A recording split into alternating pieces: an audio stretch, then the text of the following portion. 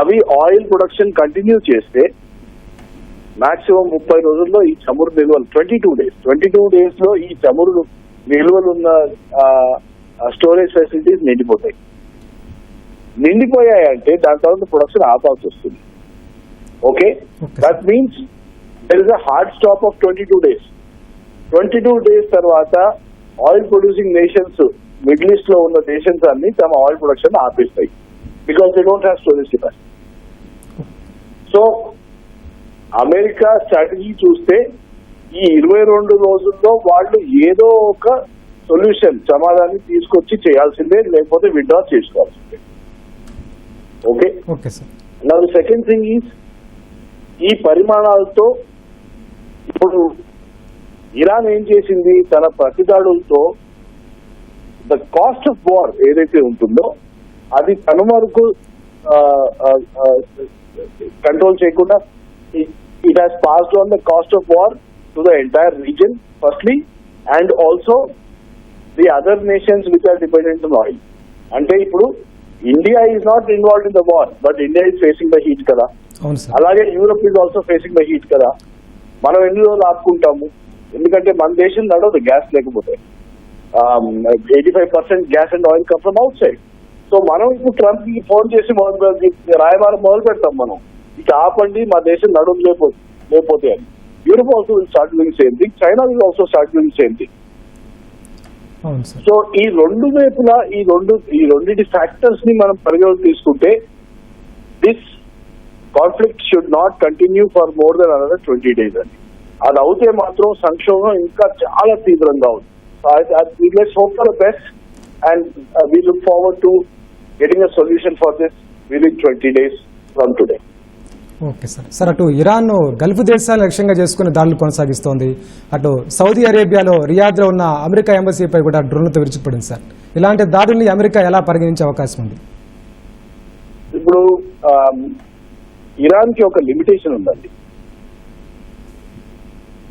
Middle east countries లో ఏవైతే Islamic nations ఉన్నాయో ఇవన్నీ అమెరికాకి ఏం చెప్పాయంటే, ఇరాన్ మీద మీరు చేసే దాడులకి మా భూభాగాన్ని మీరు యూజ్ చేయొద్దు అని ఒక అగ్రిమెంట్ లో ఉన్నాయి. ఇరాన్ ప్రాబ్లం ఏంటంటే, ప్రతి దాడులు చేయాలంటే ఎవరి మీద చేయాలి? బికాస్ అమెరికా ఆపరేట్ చేసేది 2 యుద్ధ నౌకల మీద నుంచి చేస్తాను.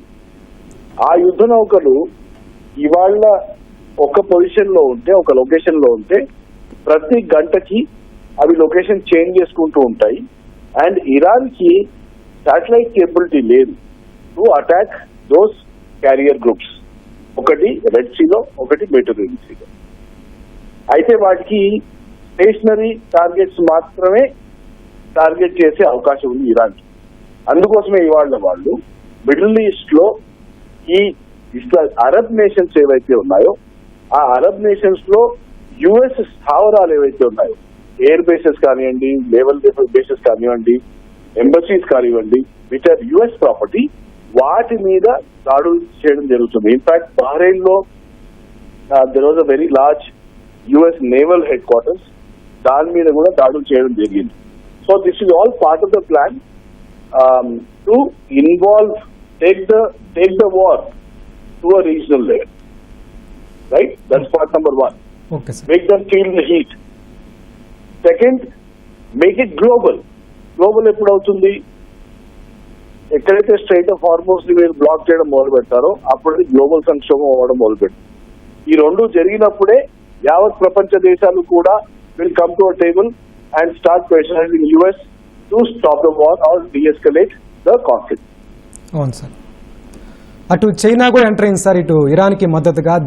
దీని పరిణామాలు ఎలా ఉండబోతున్నాయి సార్? సో చైనా కూడా ఇంట్రెస్ట్ చూడండి. చైనా కూడా ఇండియా లాగా they are dependent on oil which comes from middle east.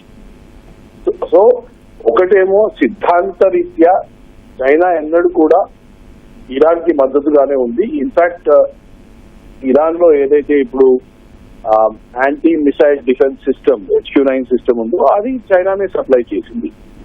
And technical support కూడా ఇస్తుంది చైనా వాళ్ళకి, వెపన్ సపోర్ట్ సిస్టమ్ కూడా సపోర్ట్ ఇస్తుంది చైనా వాళ్ళకి. But what ever it is, ప్రత్యక్షంగా మాత్రం చైనా కానివ్వండి, రష్యా కానివ్వండి, టర్కీ కానివ్వండి, వాటి దేశాలు ప్రత్యక్షంగా ఈ ఆపరేషన్స్ లోకి దిగడం ఈజ్ ఇంపాసిబుల్. అంటే if they do it then we're looking at World War III already. And so I don't think there are possibilities. We cannot, అంటే మనం ఎటువైపు వెళ్తుంది అనేది బేరీజ్ వేయగలుగుతాం కావచ్చు, కానీ we won't be able to say with certainty ఇటువైపు అటువైపా. బట్ ప్రత్యక్షంగా మాత్రం చైనా అండ్ రష్యా దిగితే ఇది World War III తప్పకుండా అవుతుంది. And I think all nations have enough wisdom and maturity not to go in that direction. ఈ statements ఇప్పుడు ఏవైతే ఎమర్జ్ అవుతున్నాయో అది నేను ఇంతకు ముందు మీకు చెప్పిన సినారియో మీద డిపెండ్ అయి ఉంటుంది.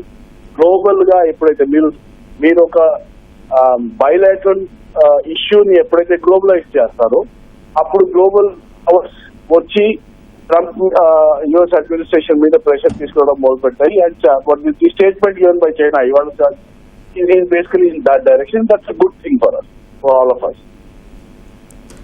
ధన్యవాదాలు సార్ భరత్ రెడ్డి గారు.